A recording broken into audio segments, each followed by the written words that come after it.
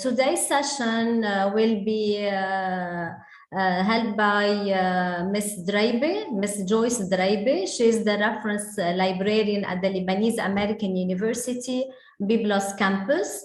Since it is about multidisciplinary databases and the whole research process strategy.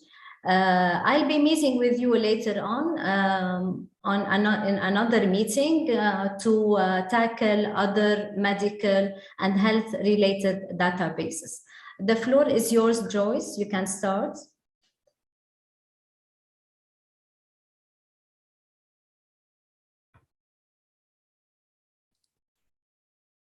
Hello, everyone. This is Joycee Draiby, Reference Information Literacy Librarian at LAU Libraries. Today, I'm providing a literature review, including search strategies workshop aimed for novice users, organized by Chain of Education.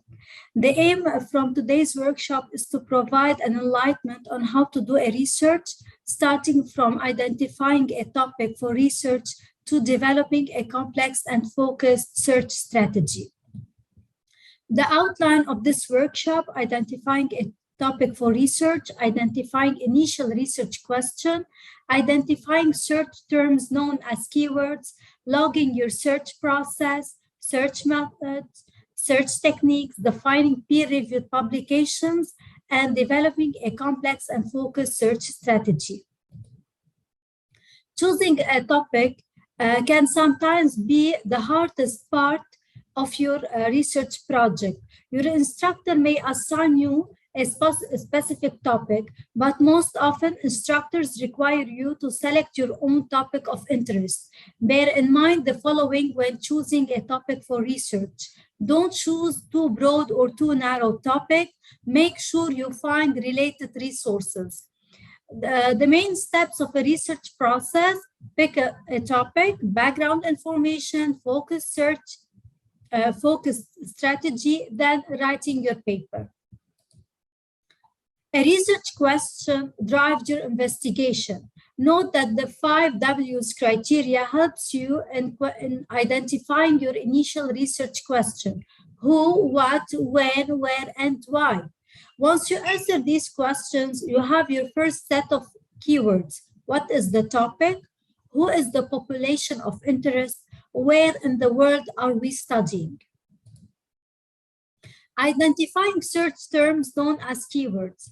Let's take this research question as example. What is the effect of gender discrimination on working women during the 21st century in the Middle East? Can you guess what are the keywords from this research question? Kindly type your answers in the chat box.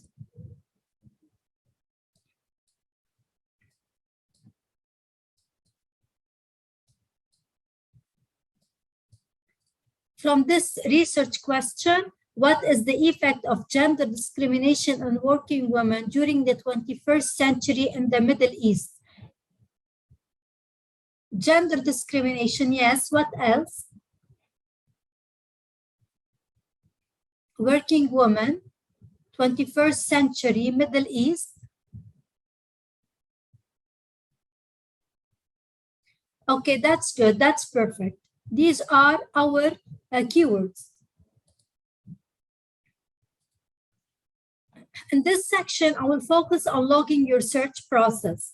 A logbook is a great and time-saving working tool. It helps you to keep your search on track.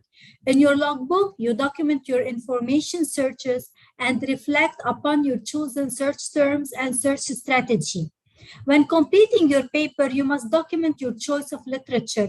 And at that stage, your logbook will be a vital tool in terms of outlining your search process, as well as how and why you have selected the literature that you prefer to.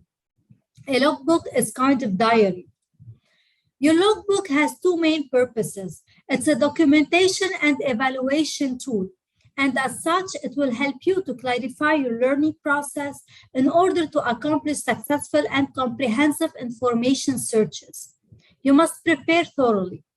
If you take the time to define important concepts, decide which terms to use, Consider databases and search tools that are relevant and think about which material types would be particularly of use to you. It will make the search process much easier. It will make it easier to undertake information searches, evaluate and select literature, and evaluate your searches. Finally, it will save you time since you will be able to monitor which concepts and search terms are useful, and you will be able to retrace your steps, have seen which tools and databases you have already consulted. Evaluation is essential to scholarly practice, and you will be able to assess your work. It's important that the academic world approve of your work and considers your research to be valid. For this reason, it's important that you are able to document what you have explored, all angles of your topic, and that you are familiar with the most important information in relation to your research area. This logbook consists of two documents, the Word document here. This is the Word document, as you can see, for information search, and the actual logbook where you can register the search. You'll begin using the Word document for information search when generating search terms. Here, you must record your thoughts on both your research question. You may type your research question here, and your choice of search terms under the facets and terms in English or terms in other languages. Information search is a dynamic process, and your Word document will no doubt reflect that. In your logbook, you will document your search process, and once complete, the book will represent how your searches have evolved. In your logbook, you record your choice of databases or search tools, your search strategy, your choice of search terms and search history, the number of hits and items you have selected. You must fill out the logbook when you begin to work with your information search and strategy. Under selection criteria and rejection, you must make a note of your reasons for selecting or rejecting the material in question, including information type, academic level, as well as field of research. And in notes, you can enter your thoughts and reflections. You might have a particular search term in mind as the starting point for your search. You might, for instance, look for the term car. During the search process, you might discover that other terms are in fact used in the literature. In this example, it could be the terms vehicle and automobile. It may be useful to make a note on these experiences or discoveries in order to save time by preventing yourself from repeating searches that have proved inadequate. Under reasons for selections, you make a note of the reasons why you have decided to include the information in question. And again, remember that information seeking is a dynamic process. This will become clear in your logbook when you review just search process during Modern Free. If you're interested, I may share with you this logbook. Now, this is a knowledge question. Please answer in the chat box. Why is logbook important? A, the word of ship navigation contributes significantly towards the formation of a good search strategy. B, the logbook helps you keep track of your searches. C, the logbook makes it easy to document your search process. A, B, or C, multiple answers for this question.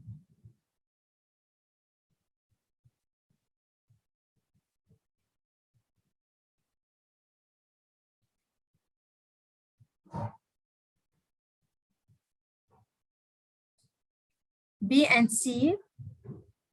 C.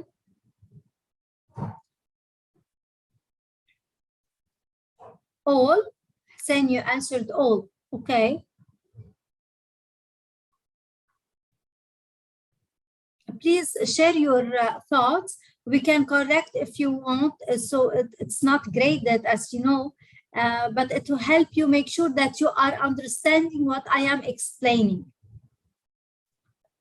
Okay, the question is B and C. The logbook helps you keep track of your searches, and C, the logbook makes it easy to document your search process. In this section, we will take a look at two different search methods, the random search and building block search. Several methods are available to you when you look for information for your paper. Which methods are the most suitable in your situation will depend on two things. First of all, how far are you in terms of narrowing down your topic? Is your research question final, focused, and clear? And secondly, how much do you know beforehand about the topic you are going to work on? If you have not yet completed formulating your research question, it will be a good idea for you to do a few random searches. The random search method has several advantages. It is easy to perform and it does not involve any preparation other than choosing a few keywords relevant for your topic. You will almost certainly find information that will move your project forward. And finally, you don't have to be familiar with particular search techniques or strategies to conduct a random search. In other words, random search allows you to use the basic research terminology you already know to make one or more preliminary searches. You typically use random search at an early stage of your research process. The purpose of your research method is to gain insight into your topic and to expand your topic-specific vocabulary so that you are able to conduct more comprehensive and precise searches at a later stage. The random search method may also be used at a later stage, however. In case you at some point need to restart your search process, need a new inspiration, or need to do some research on topics you come across during your research and that are new and unfamiliar to you. To sum up, you use random search to gain new knowledge and to expand your search vocabulary. Random search is a useful starting point for the other search methods you will need to master in order to make a comprehensive and efficient information searches. Now I'm going to show you a sample of random search.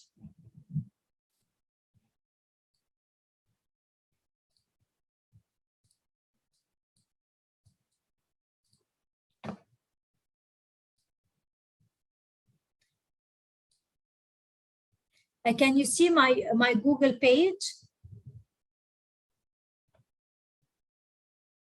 No? Okay. I'm gonna stop sharing and share again. What about now?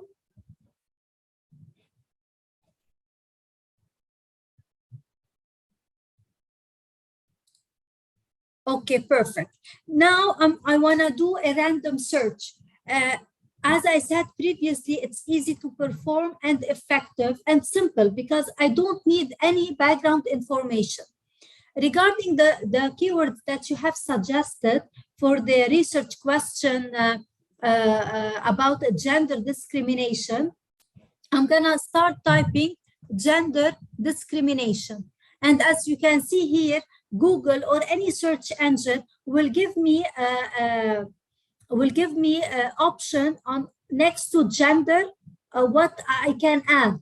So I have choose gender discrimination. Immediately I can see that, excuse me.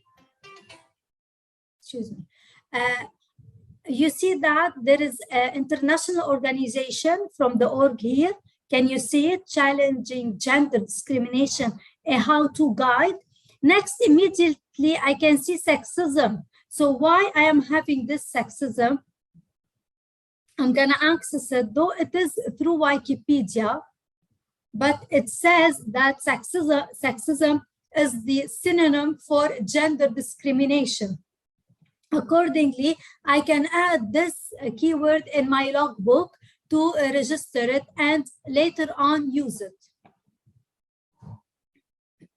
I may read, this is the random search. Again, it is used for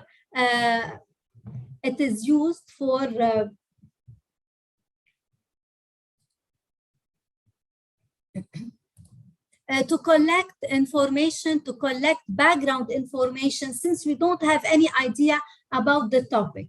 Now, again, are you able to see the PowerPoint presentation?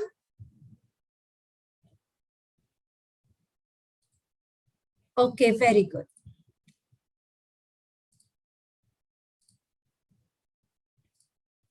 Now I have a knowledge question. What are the advantages of the random search method?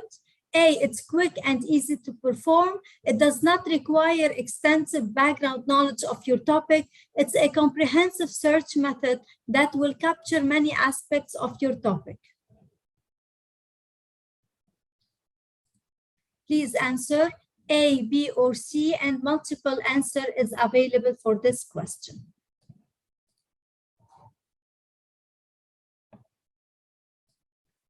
So we have a B.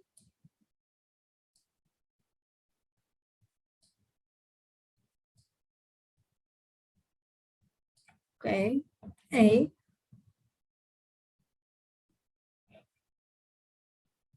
A, B, C. Okay, A, B, A, B. Okay, the correct answers are A and B. It's a quick and easy to perform. It does not require extensive background knowledge of your topic.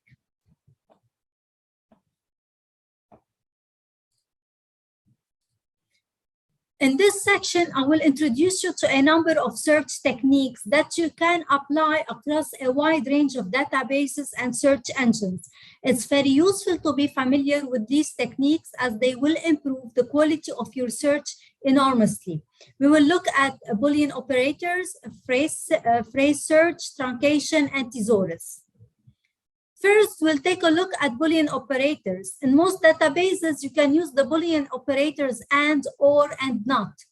And narrows down the search and combines words. Using and, you can specify that all the words must appear in the search result.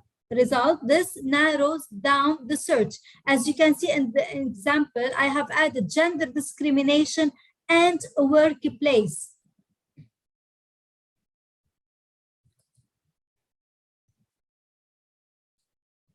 Okay, so now I'm combining these two keywords. I want both in one article. Now, or separates word. Using or, you specify that one or the other term must appear in the search result. This expands the search. So it's either gender discrimination or sexism. Accordingly, I will get more results. Not exclude a word. Using not, you specify that one or more words must not appear in the search. Gender discrimination, not feminism. So I'm not interested in feminism results. Accordingly, I won't get them. I will get only the gender discrimination without feminism. Each database has its own way in interpreting your search query. Some from left to right, while others from right to left. Moreover, each database observes an order of precedence with respect to Boolean operators. When using more than one Boolean operator in the same search query, use parentheses or nesting to control the precedence of the generators of the operators as follows. So we have here gender discrimination or sexism and workplace. So I'm telling the search engine, I want these two in addition to workplace, but it's like either one or two with A and B, the workplace. Is there any question regarding this nesting? So we have here A, 1. We have here B, 1. And we have 2. So I'm asking the search engine, I want 1 plus 2. But the 1 has 2 options. It's either A or B. Is there any question? Very good. When you carry out a phrase search, you search for terms that appears in a specific order. Phrase search is useful if you get too many hits and you want to narrow down your search. If you search for a particular title, or if you look for information about a concept that is composed by several words, concept composed by several words, similar to gender discrimination, because it's one concept, one keyword for me, but it is composed from two words. When I'm doing the search related to gender discrimination, I'm not interested in gender alone and discrimination alone. I am interested in the exact phrase, gender discrimination. And usually in the library catalogs for most of the institution or universities, you may type the keywords and tell the search engine that I want the exact phrase. Typical, the option will be labeled and is exact. If you want to carry out a phrase search in a search engine, you must use quotation marks. Like this, in this example, even in Google, I added quotation mark for gender discrimination. It looks like this. Phrase search are very useful in search engines like Google because they limit your search result dramatically. The search engine will only retrieve documents that include these words in this particular order. So I'm not interested in discrimination, then gender discrimination all together next to each other. Is there any question? Now we have another search technique you should be familiar with is truncation. You apply truncation by adding a sign to the root of the word, typical a question mark. If you truncate, you expand your search by retrieving all items that contain the root and every possible combination of letters that follows. You see this example, we have climate here. I added question mark to the climate. Now I'll be receiving results for climate TE, climate TES, climatic IC, climatical. You will also be able to substitute letters inside a word. This is called masking. If you write women, substitute the letter A with a question mark, for instance, you will retrieve records that contain the words women and woman. So women with A, women with E. And if you write analysis, substituting the S with a question mark, you will capture both analysis with an S and with a Z. Truncation signs differs from database to database. You should always consult the help section in the database you're using so that you know what's going on behind the scenes. And now for searching with thesaurus. Many subject-specific databases provide a thesaurus. A thesaurus is basically a list of keywords that relate to a specific concept. The relation between the terms in the thesaurus will be indicated by a broader term, narrower term, and related term. In contrast to a dictionary that helps you define the meaning of a word, the function of a thesaurus is to help you to find the right term. Sometimes you need to narrow down your topic or broaden it. You may use the thesaurus. We will now take a look at how to refine your search result. At first, you should consider if the result seems relevant. That is, if it matches your information needs. This is you do by looking at the titles and skimming the abstract. Titles are important in terms of evaluating relevance because titles usually indicate what the documents are about. At least this is the case for the technical and natural science. When it comes to the humanities and the social science, titles may not say so much about the content. Scientific publications usually include an abstract, and these will also help you to decide whether or not the documents are relevant to you. Some databases sort of the result by relevance, but it can be very difficult to decipher which factors and criteria lies behind this relevance ranking, and you alone can decide if the records in the search results are relevant to you. Other databases sort the result according to publication date and present the newest documents at the top. Others, again, sort the material according to author or citation. Some databases will provide you with more options than others. Is there any question regarding this section?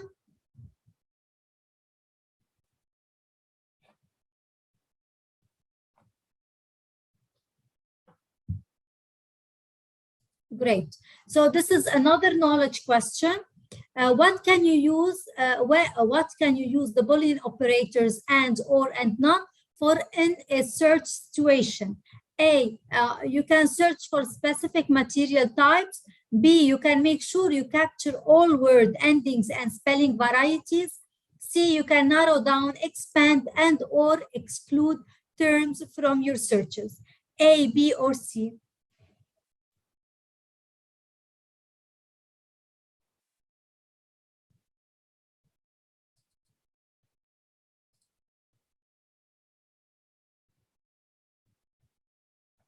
Okay, great. The correct answer is C. You can narrow down, expand, and or exclude terms from your search from your searches.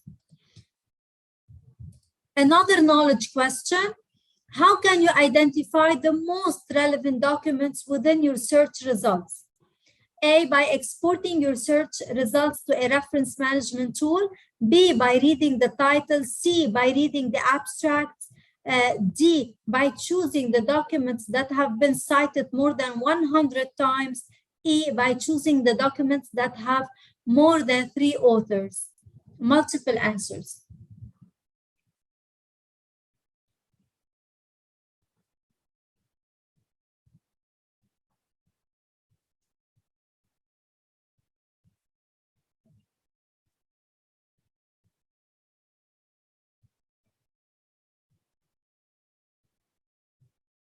So I have A, B, C. The correct answers are B,